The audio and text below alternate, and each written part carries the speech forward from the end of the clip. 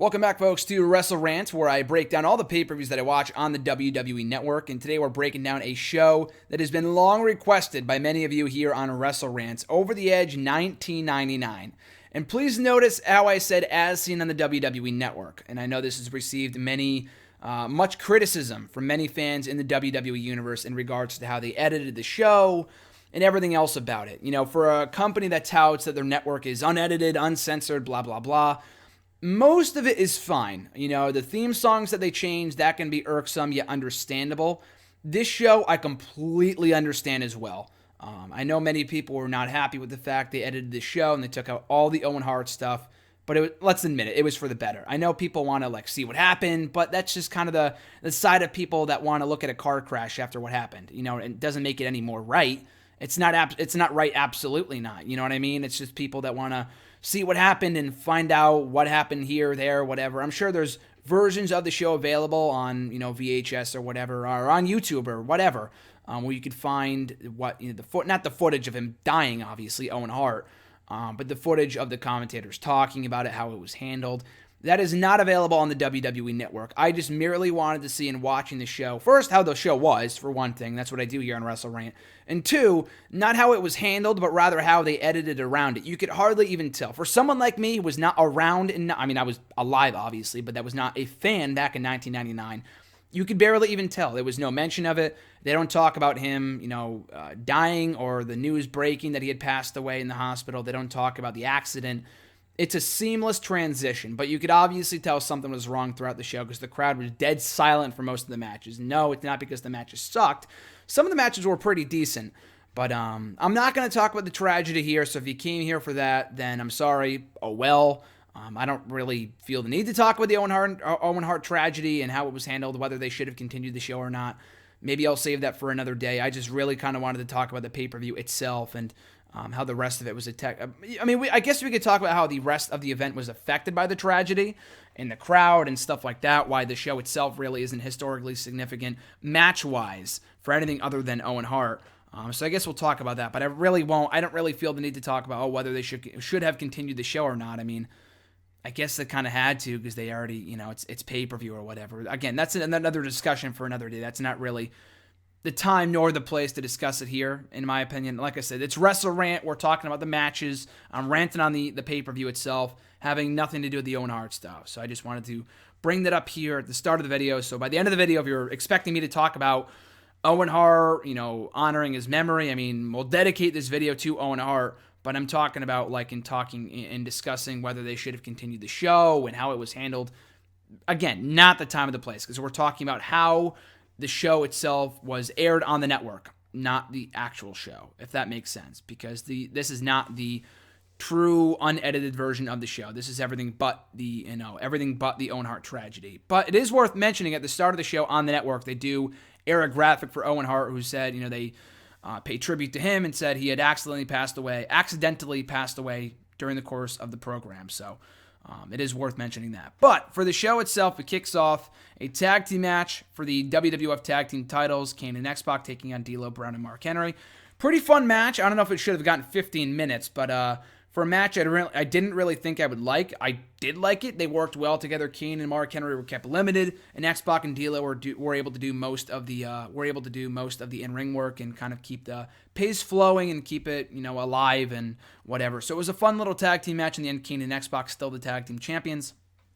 After that, a hardcore match between Al Snow, the defending champion, the hardcore champion, taking on Hardcore Holly. Very fun match. And I've talked about it before. I love the idea of a hardcore championship. Maybe not this day and age. I don't think it'd be utilized properly. But at the time of the 24/7 rule and guys like Hardcore Holly and Al Snow, I thought it was a great concept, and they more than made the most of it. And I thought this match was really, really fun, too. And they took it to the bowels of the arena. That's the word I was looking for when I reviewed Extreme Rules a couple weeks ago. But anyway, the bowels of the arena that night on Over the Edge 99. They went to the bathroom, and it was great stuff. And in the end, Al Snow was victorious in retaining the Hardcore Championship. And this was prior to the 24/7 rule, so people weren't coming out to attack Al Snow during the match or before the match or afterwards. This was a standard hardcore match for the Hardcore Championship, and really fun stuff. After that, it was Val Venus and Nicole Boss Boss, I'm pretty sure it was, taking on Jeff Jarrett and Deborah. And it was right before this that we had found out. Now, again, not on the pay-per-view itself, but it is worth mentioning. This was when the news broke that Owen Hart had been involved in a tragic accident and that he had to be taken out of the arena on a stretcher. So this match had to follow that. Not a very good match regardless. Jeff Jarrett, a very good friend of Owen Hart. He obviously seemed troubled by the whole thing, so thankfully they kept it short and sweet. Jarrett got pinned by Val Venus, and those two picked up the victory. Nicole Boss sucked. She was awful in the ring. Deborah wasn't that much better, but thankfully the men did most of the ring work, and it was a passable match, but it didn't really need to be anything great, considering what had just happened. After that, Billy Gunn versus Road Dogg, a match, again, probably would have been, the crowd would have been more receptive to had the Owen Hart stuff not happened, because they were pretty much dead for this. Billy Gunn was a great worker. This was the start of his heel singles run, so he scored the victory here. Road Dogg was a lot more over than Billy Gunn at this point, so maybe they should have gone with him as the winner, but he wasn't as good of a worker, in my opinion. They just never really had good matches with each other. I don't know what it was. I mean, from a storyline standpoint, it makes sense to pit the two former longtime tag team partners against each other, but their matches were never really any good. And if you thought this match sucked, go back and watch their matches from TNA from a decade later. Those were fucking awful. Thankfully, though, this match was, all right, just not really good. I mean, for what this was and for the story they had behind it, probably should have been better, but in the end, Billy Gunn picking up the victory, as I thought he should have, despite the fact that the Road Dogg was the more over of the two. After that, an 8-man elimination tag team match, pitting the Union, which consisted of Ken Shamrock, Big Show, Test, and Mankind, against the Corporate Ministry, Farouk, Bradshaw, Big Bossman, and Viscera. A pretty throwaway match. I really did not give two shits about this. Everyone played their role well, but the match really served no purpose. The Union sucked. It was one of the worst stables in recent, not even recent, I mean, it was 15, almost 20 years ago at this point, I guess. But it wasn't good. I don't really see what purpose this group was supposed to serve.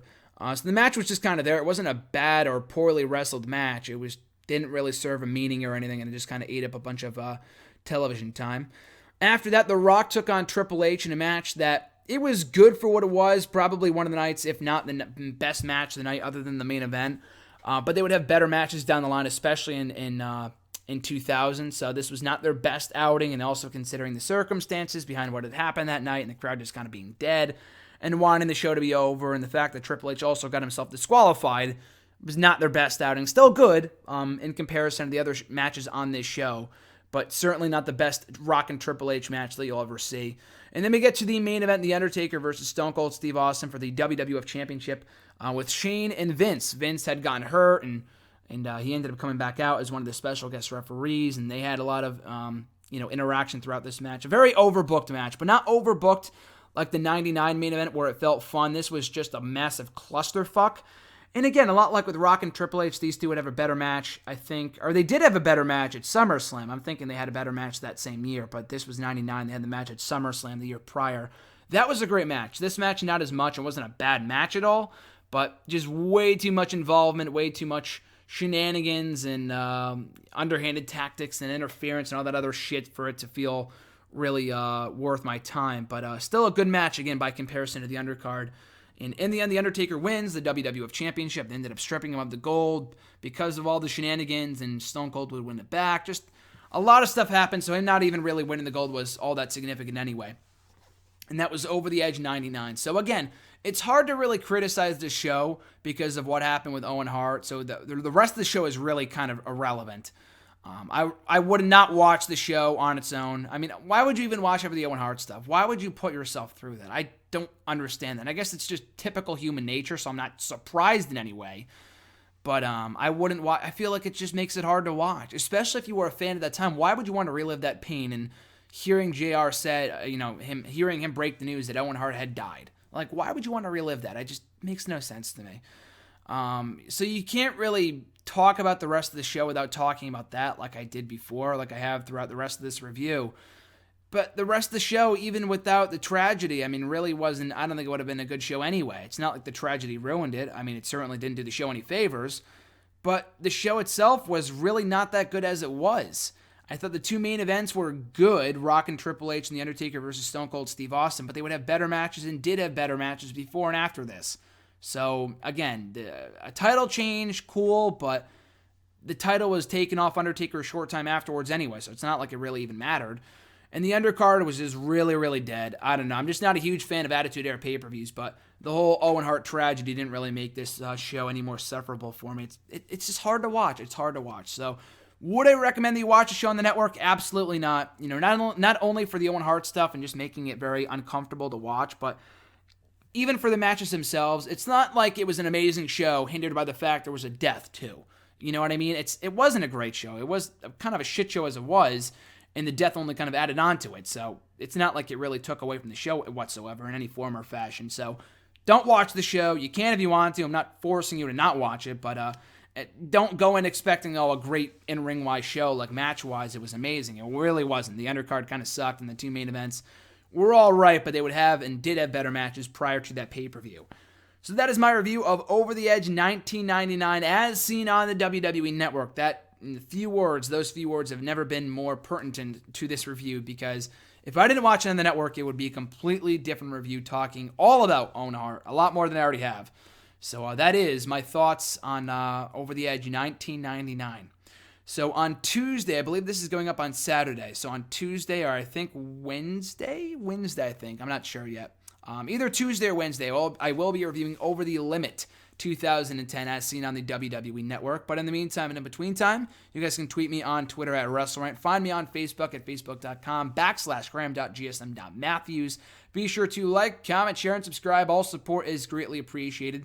We'll be back early next week here on WrestleRant with my thoughts and review, my full in-depth analysis of Over the Limit 2010.